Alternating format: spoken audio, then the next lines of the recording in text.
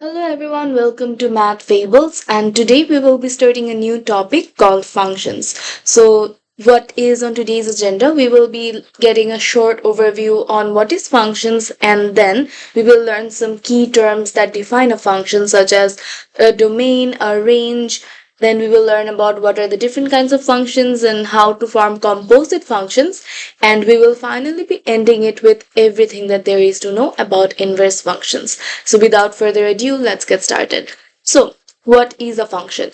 A function is a mathematical operation where for every input there is only one output. This is also known as mapping. So what do we mean by this, right? So over here, as you can see that we have given an example where fx is equals to 5x plus 4. So what does this mean? That where x is a variable, through fx, which is the function, we express it, which is the x, in a series of operations which gives us a certain output. So x over here, since we do not have a limitation, x can be anything, right? So let's say if x is equals to 2,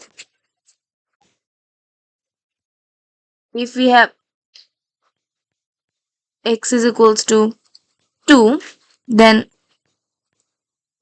fx would become 5 into 2. So we're substituting the variables with values, right? So it will become 5 into 2 plus 4, and that would give us 14.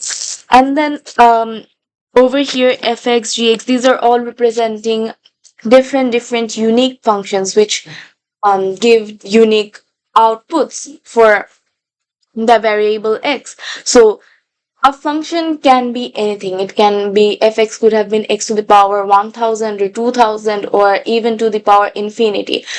It could have any number of plus, minus. It is just a series of operations which gives us which manipulates the variable that we're inputting in a certain way. So over here, our x over here is our inputs, and the 5x plus 4, which is the value we are getting, thus for fx, and then 7x to the power 5 minus 3x squared plus 19, which is the value we're getting for gx. These are our output. So over here, as you can see, there are two examples of graphs, but are all graphs functions? The answer is no. So how do we understand which operations are functions and which are not? For this, we need to pay close attention to our definition again. So over here, a mathematical operation where the key part is this. For every output, there is only one. For every input, there is only one output. So let's say for one input, we have two outputs, then that is not a function anymore. So how do we check if something is a function or not? So what we can do is we can do the vertical line test, right? So when we draw vertical lines over here in the first diagram, as you can see that with the graph, for every value of x, there is only one point of intersection, right? That means for every value of x, there is only one corresponding value of y. So this satisfies the condition that we have over here. However, if you go and see the second one, over here, what do you see? If we go to the second one, we can see that if we draw a vertical line, I'm using a different ink so it's easier for you to understand. So if we draw a vertical line like this, what we see over here is that there are 2 points of intersection. There are 2 points of intersection. So this obviously does not satisfy the condition that there needs to be only one output, because since there are now two outputs, it cannot be a function anymore. So a function is any mathematical operation, but it has only one condition for us, that is, it must have only one output. So this over here is not a function, and this is a function. Moving on. So now we will be learning some key characteristics about what is a function. about a function, right? So our first thing to know is what is a domain. So a domain is the range of values for the input. These are the values. If we draw a graph, these are the values that will be on the x-axis. So let's say for over here, we have 5x plus 4. So over here we have the function where fx plus 4, fx is equals to 5x plus 4, right? So over here, if the given domain is something like 0, x, let's try for a better handwriting. So let's say the given domain is 0, x to 2. So over here what we do is, normally if the domain was x can be all real values, what we would do is the graph would be something like this, right? This does not end over here. The graph is extending to infinity on both sides because it can be all real values. So they're endless in this side, endless in that side, right? But now if we were to restrict the domain real values but only till 0 to 2, what will we get? So let's check that out. In that case, let's use a different ink for it. So let's say we have blue, right? So when x is equals to 0, we have fx is equals to 0 into 5 plus 4, which is 4. So here we have our 4 and here we have our x is equals to 0. Now we have, that is our lower limit, and this is our upper limit, where fx plus 4 will be equals to 5 into 2, 10 plus 4, 14. So it's 14 over here and it is 2 over here. So what happens by restricting the domain is that now everything else outside of this gets erased.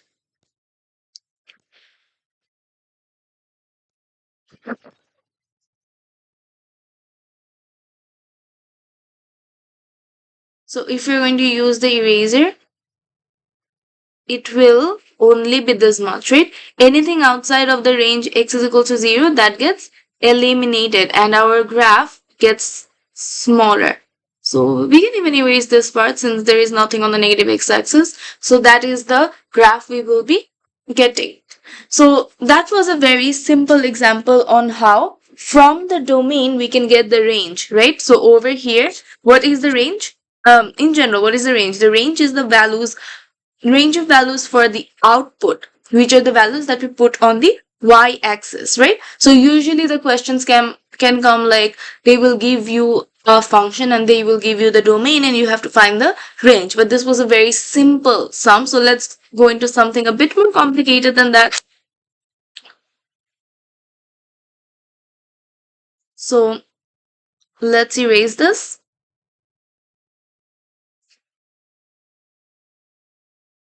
And look at a harder example.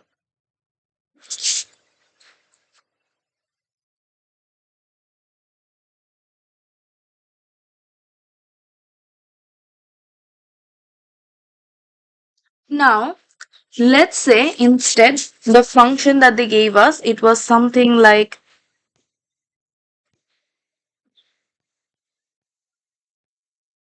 since we've already used the variable x, instead wait, let us use the variable h. So let's say we have hx is equals to 2x square plus 3. So what will the graph look like now? So we have 2x square plus 6, so 3. So it will be something like this, where this is 3, 0. So now if they told us that the domain is from -1 to 2 and they asked you to find the range, what are you going to do over here? So you see that when it is equals to -1, it is something along over here. So when x is equals to -1, h minus 1 is equals to 5. So this is 5, and that is our lower limit. Now if we use the upper limit where h is equals to x is equals to 2, we have h2 equals to 2 into 4, which is 8 plus 3, 11. So normally if we were to follow the procedure that we followed in the last one, we would say that the range is 5 to x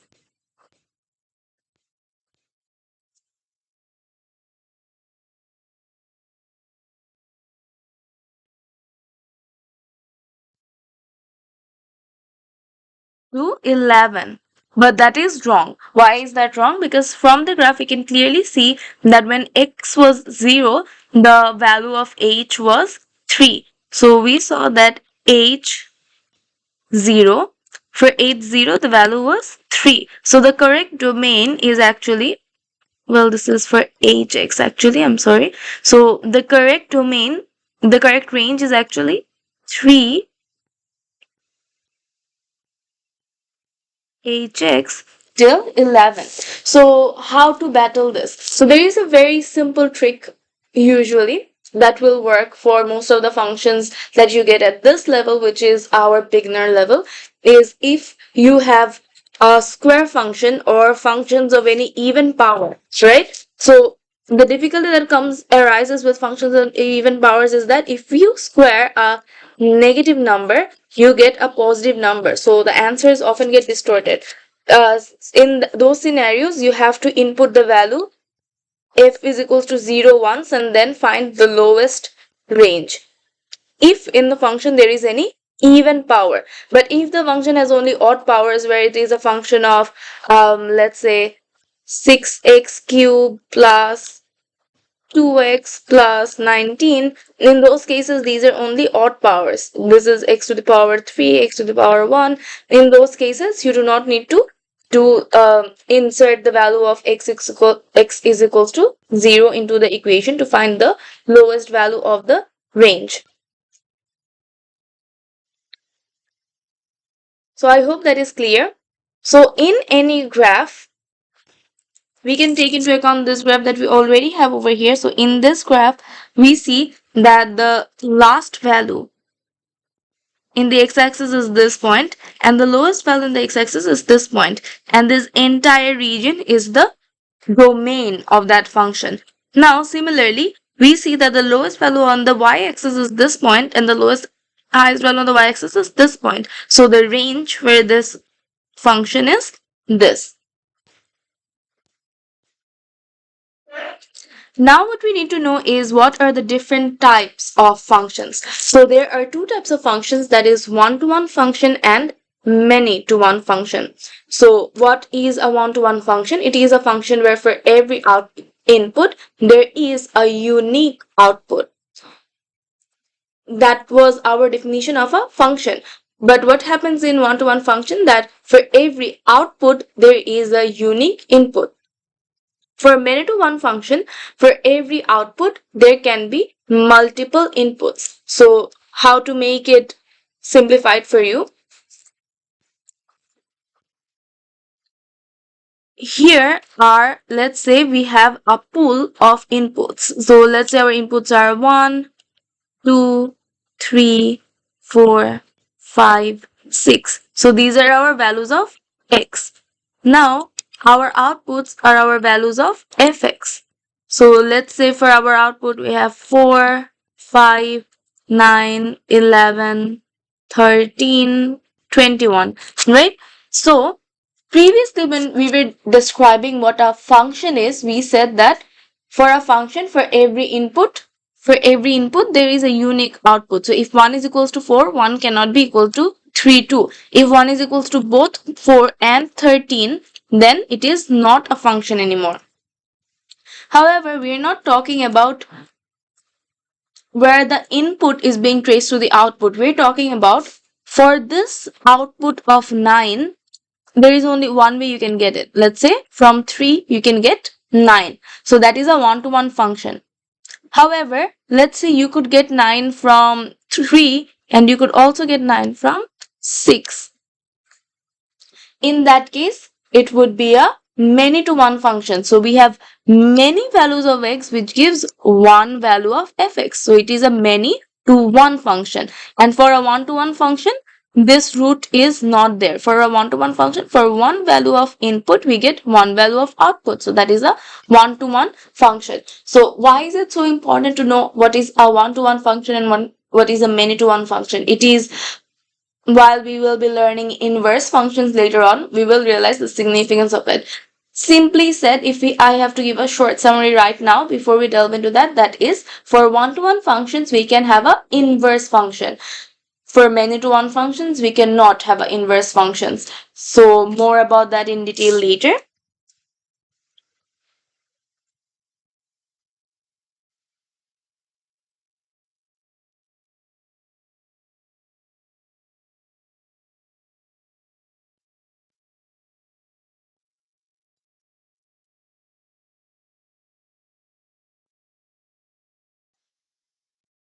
So here we have something called, okay, so over here we in the note we see something important written, that is a one to many function does not exist. So that is what we have already learned while learning the definition of what is a function, right? Because for every output, for every input, there can be a unique output. So if there is more than one output, which is many outputs, it is not a function anymore. Now, what we are going to learn here is what is the check for a function, which is the vertical test. We have already covered that earlier. So let's move on. Before we move on, can any of you tell me what is this functions over here? Is it a one-to-one function or is it a many-to-one function? If you have said it is a one-to-one function, it's not correct. It is a many-to-one function. Why? Because you see, let's say if this value over here is 5. So if you draw a horizontal line where you see that for the value y is equals to 5 or fx is equals to 5, you have two solutions, one over here, one over here. So that is a many to one function.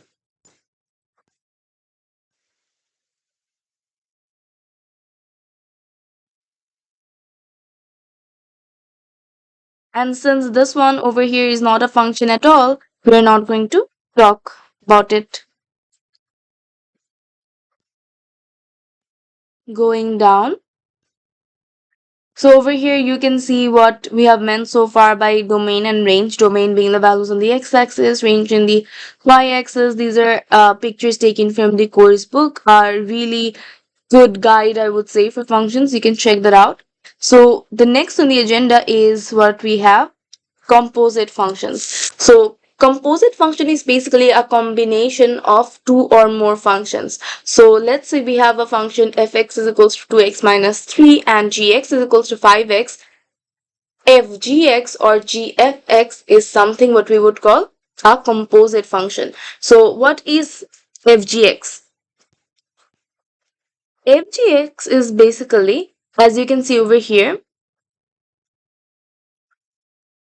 fgx is basically when you have the function, right?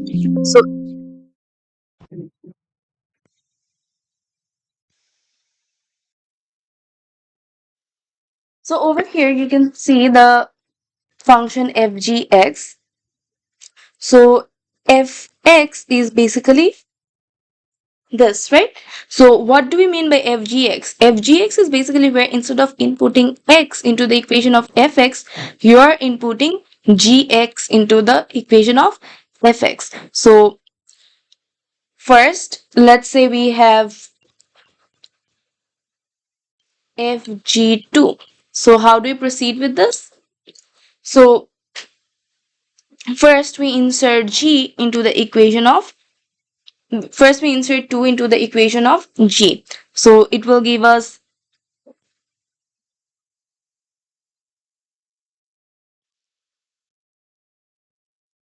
g2 is equals to 5 into 2, since we have the equation over here. So that gives us 10. Now what we do is, since it was fgx, now we do fg2. So that is equals to f 10. So f10 is equals to now 2 into 10, 20 minus 3, which gives us 17. So quite simply, if you have a series of combinations of functions, you start from the left. You start from the left and then you proceed. So let's say if you had a function called gfhx, first you would input x into the equation of h, right? Into the function of h. So let's say it was x is equals to 1. So first you would find h1. So let's say h1 is equals to 3. Then you would put that into gf3. So now what you do? You put 3 into the equation of f. So let's say f3 is equals to 6. So what do you do now? You now do g6 and then you find the value of g. So let's say you will get the value 21. This is just a rough example. Don't relate it over here. So that is how you find composite functions. You start from the left. First you do h, then the next one, and then the one which you start at the right. So you first do the one which is at your right hand side, and then you slowly move on gradually to your left.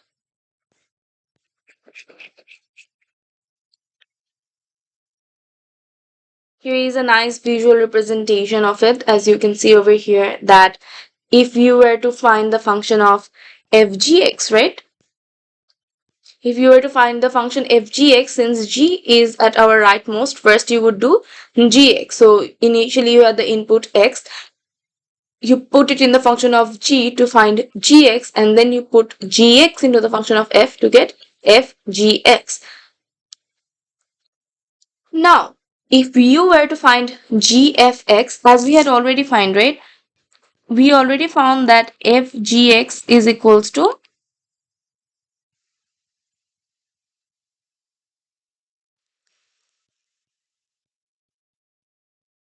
17. So let's find gfx and see if those are equal, right? What is gfx?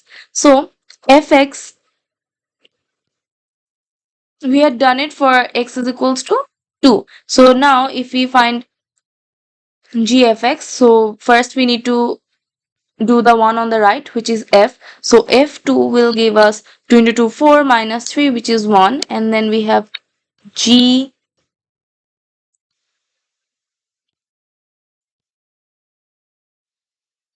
then we have gfx, which is g1, which gives us 5. So from here you can see that 17 is not equals to 5, meaning gfx is not equals to fgx.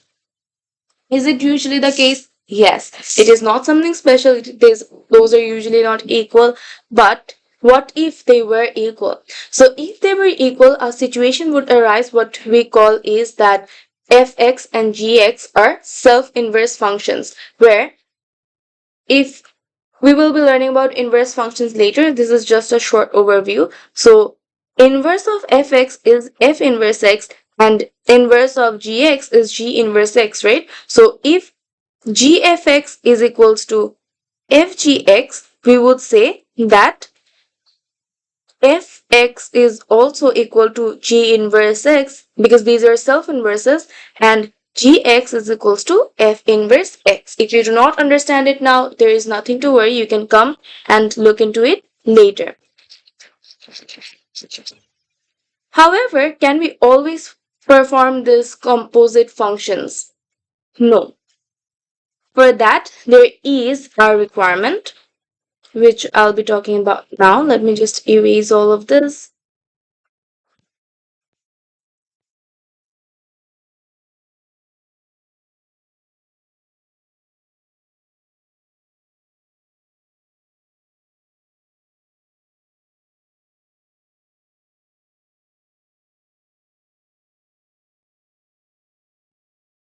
So what is the condition? The condition is that for you to find, let's say, fgx, the range of gx must be contained within the domain of fx. Now this is very important. And what do we mean by this? The range of gx must be contained